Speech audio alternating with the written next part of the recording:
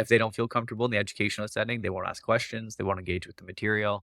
I have to make everyone feel comfortable, especially when you're looking at practical education. If I need someone to come into a lab and do a scenario, most of these students have never done a scenario in their life. That's not comfortable. Most paramedics don't want to do it. I wouldn't want to do it. You would put me in a group of my peers and say, okay, we're going to test you on a scenario. I'd probably still feel like I wanted to vomit because it's not comfortable.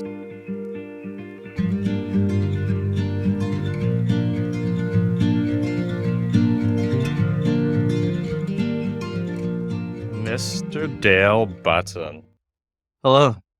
We've Thanks been for waiting a long time to do this yeah, ourselves. yes. I've been avoiding it actively. Why is that? It's weird to be on the other side of things. I like asking the questions better than I like answering them, I think. That's true. It's like when healthcare providers are patients themselves. Exactly. Yeah. Actually, I don't mind doing that though, because I'm a terrible patient and I think that people deserve to be challenged. I don't know, it's a good thing. But so we're going to go over a mix of teaching styles because that is your expertise. You're the goat at it. And we'll go over some neuro stuff, which I'm sure people will appreciate because that's also your specialty. Nice. Can Yeah. you- Yeah. I don't know if goat is correct, but I'll do my best. Well, can you give a brief background why you're the goat in those areas?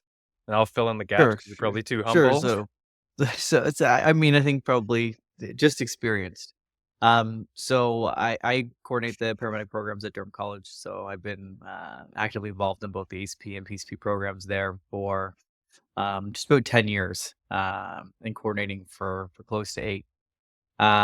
So work actively as a paramedic. So I'm an ACP in the region of Durham. I do some part-time work here with the base hospital. Um, and I don't know, my pathway, if you'd asked me 15 years ago if I was going to be an educator, there'd be no way I would have said yes. But I think it's just that experience, going to school, enjoying the education that I got. Found out that I probably had more of a passion for educating than I did even for paramedicine, and I absolutely love being a paramedic. And that's just been time in just like experience can build practice in being a paramedic. It's just been time and education that's been so valuable to me to see what works and what doesn't work. And I don't know, I think what's unique about medical education is you get to see the impact. I go to work tomorrow, I could sit in the ambulance with someone that was in my program. So it's really easy to watch them do what's being taught to them and recognize the importance of it. So I think that type of interest in it has been what's kind of kept me going in terms of trying to be better year to year. The cool thing from my point of view is I've seen your whole evolution because you're year two and I was year one. I saw you and Sam fall in love. It was beautiful. And I watched you start tutoring people. And I literally started watching you teach classes, then move on up and end up where you're supposed to be, which was really cool. And I could tell you from like the first day, I was like, this guy's supposed to teach. They had just that authentic passion and the ability to break things down easily. And, it's funny because I don't see a lot of it as any different than I don't see it as being any more capable, but I do hear that sometimes. It's just the ability. I'm very focused on trying to make it accessible. So that's what I've always liked. And to be honest, yeah, I think I've learned it passively. We are in such a cool time in technology and education. Right when I went to paramedic school was basically the ballooning of Khan Academy, YouTube, Ninja Nerd, all of these like really good channels that was their sole focus was to break complex pieces into really, really simple and easy to understand videos. And that connected with me.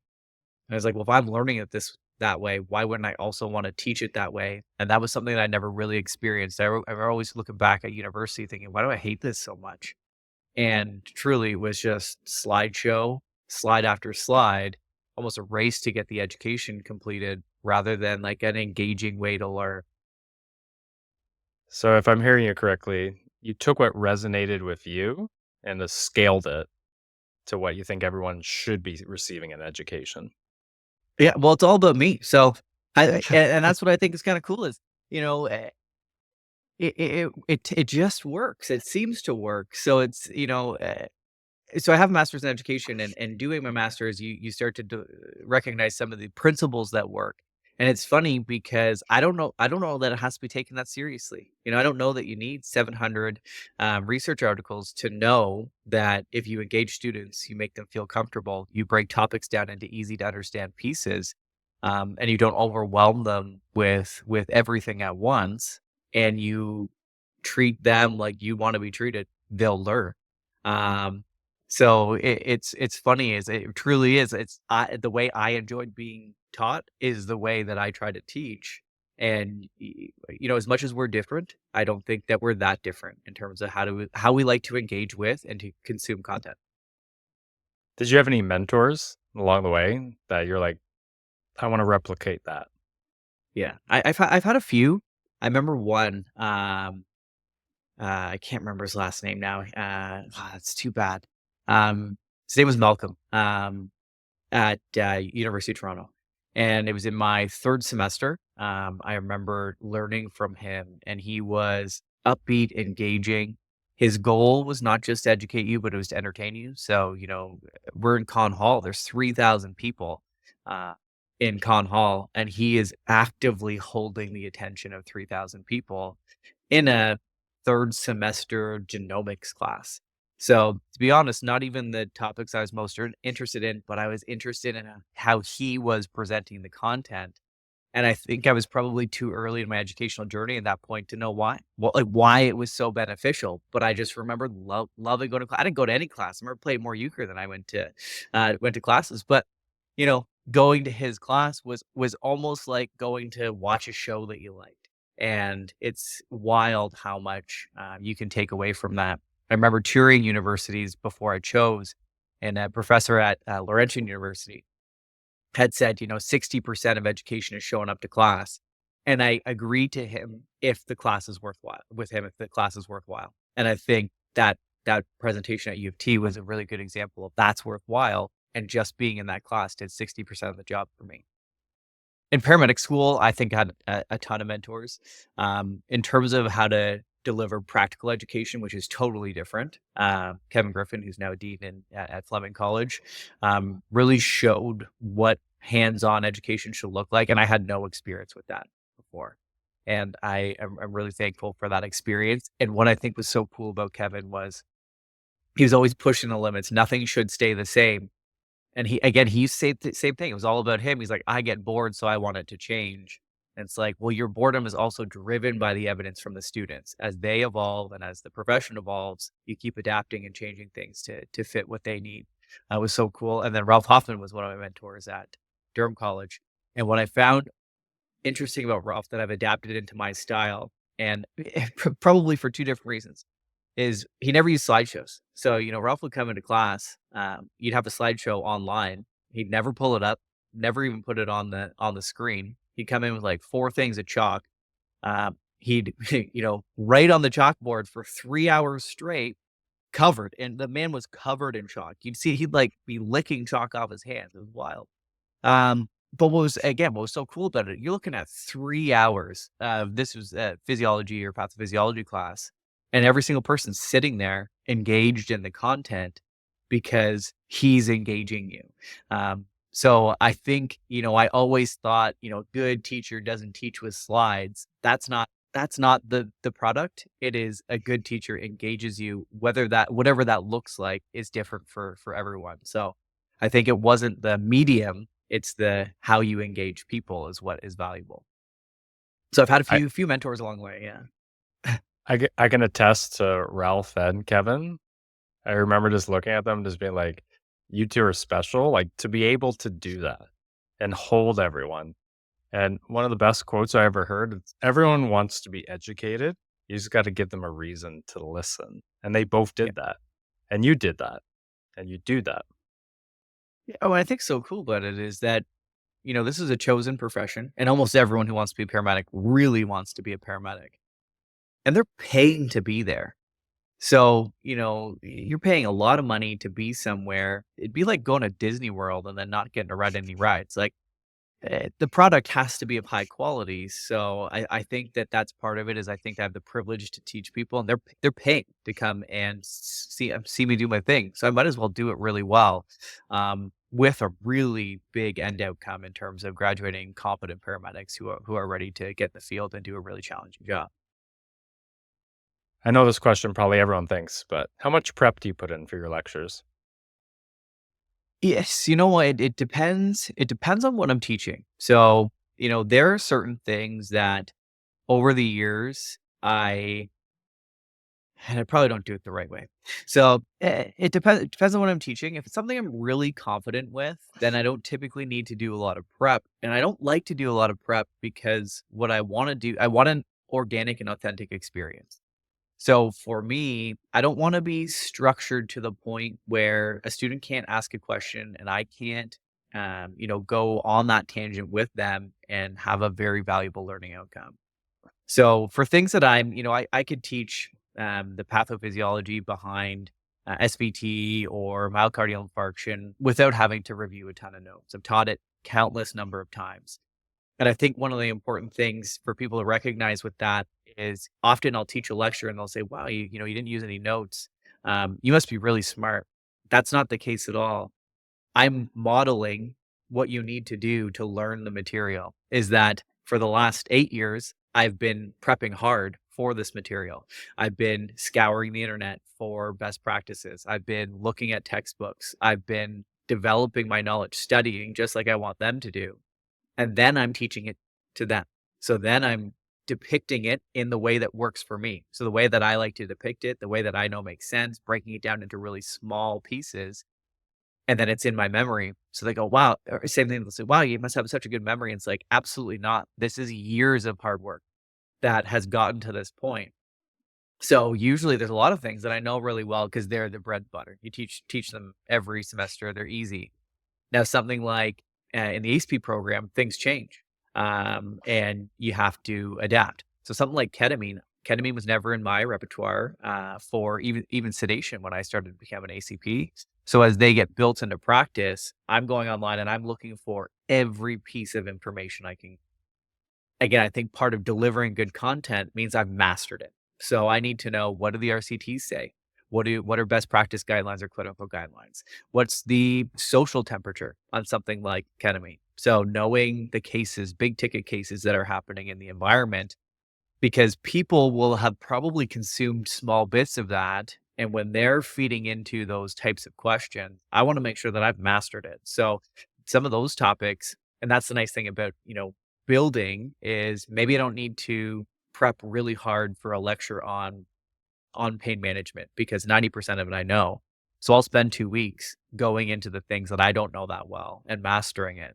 So I always like when people say, the best part of being an educator is, or one of the most important things with being an educator is when someone asks you a question and you don't know, to say, yeah, I'll go back and look it up, which I think is true if you don't know it. But I think anticipating what people are going to ask and being able to work with them. So say, here's where I can point you in this direction. Here's some studies to look at. Here's some big ticket information right off the bat, and be able to answer the question is probably more valuable. So it depends on the topic. Some of them not so much. I want it to be more organic and have it flow. And other pieces I probably prep too much for. I'll go down a rabbit hole and all of a sudden, 6 hours are gone. Probably should have been marking. What I'm hearing you saying, because I know we talked about this before offline, basically any lecture, or I hate even using the word lecture, but we'll say conversation because I believe that's what you should be doing with people. And like you said, having that authentic, organic conversation that you should know at least like 3 times to what you're actually going to present. So you're comfortable. You can break it down easily. You understand it enough that where it's just that conversation piece instead of just relying on these slides that anyone can do on their own, but better. 100%.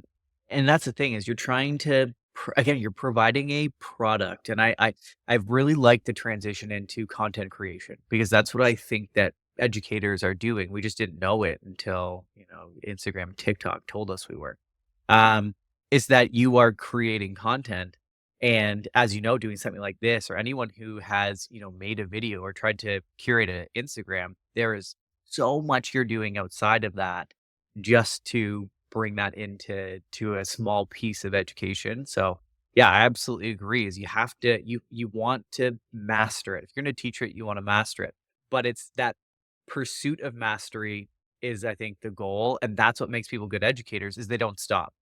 We've all had that, professor who's been teaching the same thing for the last 10 years, can slides, next slide, next slide, next slide. The problem there is just not the pursuit of more, in order to provide a different and a better product to students. So it's easy to get stagnant. It'd be so easy to just turnkey a course and never adapt to it, but the world changes. This is good for especially anyone trying to get into teaching or a new staff when they see you go up there and they're like, "How does he do that? I'm never going to be able to live up to that." But like you said, you don't realize you literally have like 15 years of everything in your repertoire to pull from and experience, and it's just that Yeah. reflecting, doing each and every time. Yeah, it totally is. It's just like being a student. Like, I study and then I do a test, which would be me educating, and I study and I do a test. I mean, I think it relates so well to paramedic education because I wanna see them practically engage in whatever we're learning. So, their OSCE evaluations are them performing. Me teaching is really no different. That's my OSCE. And I have to reflect and change and reflect and change. And I do. I mean, I'm making notes pretty much always. With the inventive AI, I record almost everything. So I'm recording all of my lectures. I'm asking for feedback. Making it look for gaps, uh, to try and, tighten it up, make it more robust, and deliver the best product possible. So I think everyone has the ability to be a good educator. It just takes a lot of work. You got to want to do it. And I like to linger on that point that how much you put into this to improve. It's like even though you have a lot of innate gifts, it's like you put in a ton of work to make sure the product is high quality and you will keep on doing. It's a nice thing about having a job you like. I don't if I didn't like it, I don't it would be so much harder to put that work in. So it's always nice when you see someone, and I see that now, as I'm bringing people onto my team. You're always looking for that spark of not someone who's got all of the things necessary to be a good educator. They've got that passion, and you can see that they love it, and they will, if you love it, they will only improve. Teaching is one of those things that it's so iterative, you can get better and better at it every time.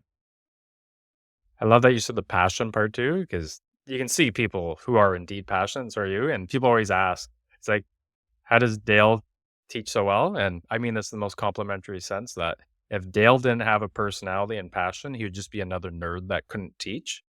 And it's true, right? We all know the person that's a genius, but you want to take Ativan just to get through your lecture.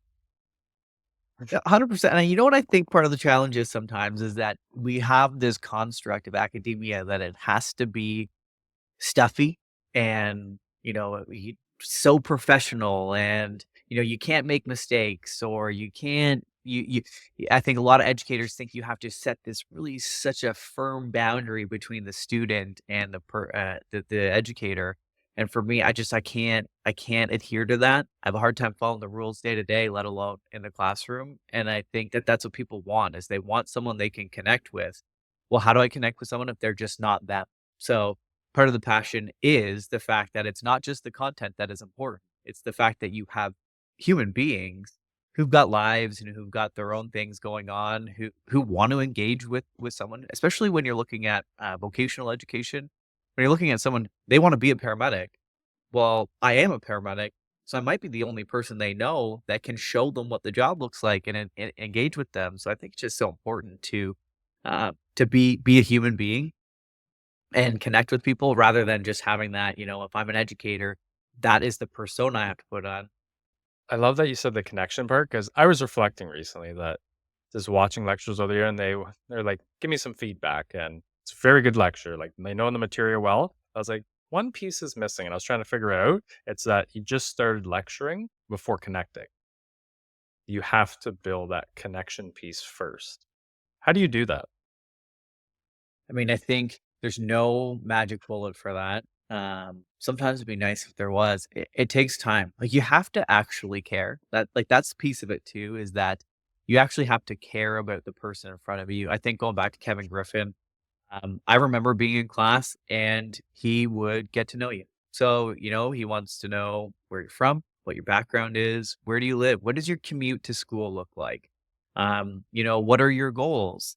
What do you like about the education that you're experiencing? What do you not like about the education you're experiencing? So, at the end of the day, I mean, just like if you were to go out and you meet your first Tinder date, you got to ask questions. You got to actually engage with the person and you have to know them.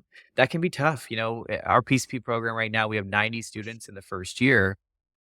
That's not a good excuse to say, well, there's no ability to know them. So maybe I can't spend as much time day to day, but I need to make sure that I know every single person's name. I need to know what they like about the program, what they don't like about the program. I need to know what their goals are, what they're struggling with. And I got to know at least a few things about them that make them, because that is so important to be able to connect with someone and have them connect with you. Because again, you put that blank face behind, and they just don't care as much. That's why us even being face to face is important here. You know me, you can think about what I'm like by looking at me. Um, you have to do that with all the students. So I'm walking into a lab and I don't know the person's name, and this is the first time I've even seen them. How am I supposed to engage with them reasonably? And how am I supposed to know when they're not picking up on things well? Like I can tell you now, I can look across the room of a classroom, and because I know the people by, week 2 or 3, you start to pick up on cues. That person doesn't understand it because their body language, because the way they're acting, or they seem shut down. Um, and that's part of your job. So you have to get to know people, and people have to feel comfortable. If they don't feel comfortable in the educational setting, they won't ask questions. They won't engage with the material. They'll feel like an outsider. So it's also not my job to only get to know the people I want to get to know. Diverse classroom, I got to get to know everyone. I have to make everyone feel comfortable, especially when you're looking at practical education. If I need someone to come into a lab and do a scenario, most of these students have never done a scenario in their life. That's not comfortable. Most paramedics don't want to do it. I wouldn't want to do it. You were to put me in a group of my peers and say, okay, we're going to test you on a scenario. I'd probably still feel like I wanted to vomit because it's not comfortable. So the setting has to be comfortable. Otherwise, we can't have people learn well. And part of that starts with you got to put the work in. You got to get to know people and make them feel comfortable with you. So there's no magic bullet. It's time and conversation. Is just like anything else. Time and conversation is the key. There's so much good wisdom in there, and people that are involved in teaching really just saw what's happening under the hood of all the mental bandwidth it takes to try to be a good teacher. Like, how much space does that occupy in your brain to learn everyone's names, strengths, weaknesses, how they're feeling, what are their goals? Like, that's a lot. It is, and you know what? Is you have to give yourself some grace. Like I'll make a mistake. I'll call someone by the wrong name in the first couple weeks. I will be so focused on getting to know people in the first couple weeks that maybe I totally say the wrong drug dosing for you know what I mean? Like my cognitive load is high, especially in those early stages when you're getting to know someone. So you just have to accept that you might make a mistake, and that's where people get hung up too. Is they're like, well, I find teaching so hard. How am I supposed to do that at the same time? Is none of it's serious, but it's not that serious. You can make mistakes, you can reteach something if you teach it wrong. Um, the more human you look, the more likely are people to connect with you. So that's also, I think, the key. And when people are like, we get this all the time when, if we skip the break, can we get out early? It's like, who says the breaks are for you? Like, you need to rest. It's a lot of effort to do all this.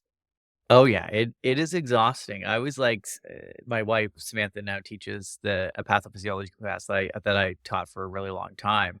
And she said, "You should probably teach it too well because people will come up on the break and be like, 'Can you explain that to me like one more?'" And she said that's what she finds she's most tired at the end of the day because that break is for her, is to let your brain rest, try to relax a little bit, and then get back into some pretty hard content sometimes. Do you ever go home exhausted? All the time, yeah, all the time. I find that your social battery does wear out. I mean, even as things as simple as if I don't eat enough, I'll get a true brain fog. You will truly feel, foggy, and I always used to wonder, like, "What is this? Like, am I not feeling well? Am I getting sick?" And it is just mentally exhausting. It takes a lot of work and takes a lot out of you. Um, And that goes back into the preparation pieces, you gotta make sure I need to make sure I'm getting enough sleep. I need to be mindful of when I'm not feeling so well and communicate to the students. Hey guys, I think I'm getting sick, or I worked a set of night shifts over the weekend and I'm tired. Um, it humanizes you. So I'll be like, I might not be on my game today, and people can appreciate that. And the number of times people said, "Hey, thanks for saying that," because I also don't feel well. And you might have noticed my assignments haven't been so good the last couple of weeks. This is what's going on with me. Again, it's just all about that human experience. I always say I get dehydrated up there. Like I'm always worried you have like pasties around your mouth just by speaking. 8 Yeah. hours Imagine if you were straight. eating chalk the whole time. Oh, I know. That like sometimes you just sit up there like you're like, oh, I can't speak right now. I got aphasia. They're gonna judge me so hard. But Yeah, it's yeah, true. 100%.